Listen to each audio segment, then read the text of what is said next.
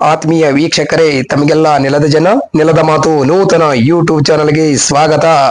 ಇವತ್ತಿನ interesting story ಹೀಗಿದೆ ನೋಡಿ.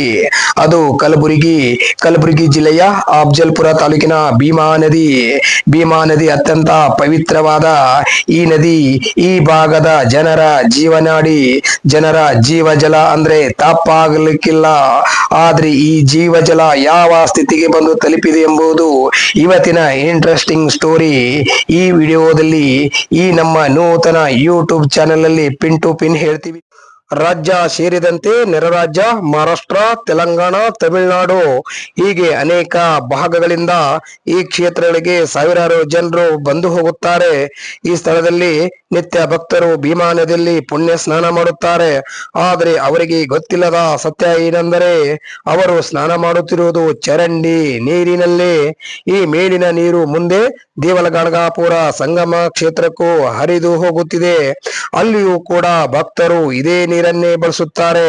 ವೈದ್ಯರ ಪ್ರಕಾರ ನೀರಿನಲ್ಲಿ ಅಲ್ಯೂಮಿನಿಯಂ ಪ್ರಮಾಣ ಹೆಚ್ಚಾಗಿದ್ದು ಇದು ನರ ಸಂಬಂಧಿ ಕಾಯಿಲೆಗಳು ಸೇರಿದಂತೆ ಹಲವು ಆರೋಗ್ಯ ಸಮಸ್ಯೆಗಳಿಗೆ ಕಾರಣವಾಗಬಹುದು ಎಂಬ ಮಾತುಗಳು ಕೇಳಿ ಬಂದಿವೆ. ಇಷ್ಟೆಲ್ಲ ಸಮಸ್ಯೆ ಕಂಡರೂ ಗ್ರಾಮ ಪಂಚಾಯತಿ, ಜಲಮಾಲಿನ್ಯ ನಿಯಂತ್ರಣ ಮಂಡಳಿ ಮತ್ತು ಅಧಿಕಾರಿಗಳು ಕಣ್ಮುಚ್ಚಿ ಕುಳಿತಿದ್ದಾರೆ ಎಂಬ ಸ್ಥಳೀಯರಿಂದ ಹಾಗೂ ಭಕ್ತರಿಂದ ಆರೋಪ ಕೇಳಿ ಬಂದಿವೆ.